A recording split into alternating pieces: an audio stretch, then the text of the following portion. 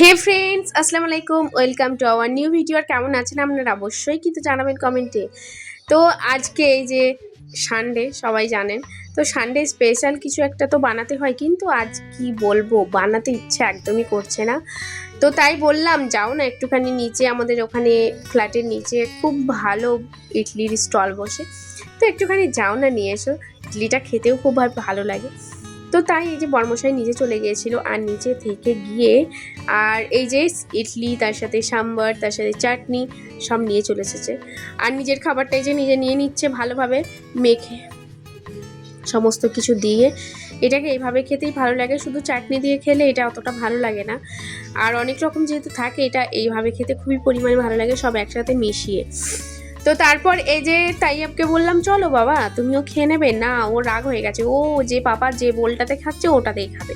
তো বাবা বলছি ঠিক আছে দাঁড়া, তাহলে আমি খেয়ে নিই তাড়াতাড়ি করে, তারপর তোকে দিচ্ছি, তুই সেটাই খাস। না, ওর রাগ হয়ে যাচ্ছে। তো এই নিয়ে রাগ করে একটুখানি বসেছিল, তারপর ডেকে নিয়ে এলাম, তখন আবার এই দুষ্টুমি শুরু হয়ে গেছে পাপার সাথে। মানে কোনো রকম দুটোতে যদি বাড়িতে থাকে তো ব্যাস শুরু হয়ে গেল, সারা দিন চলতে থাকে দুষ্টুমি, শেষ নেই। তারপরে যে দুষ্টুমি করতে করতে তারপরে গেল, তারপরে গিয়ে বলছে এরপর মা আম্মা আমি খাবো। ঠিক আছে চলো তাহলে তুমি ইডলি নিয়ে নাও, কি কি নেবে।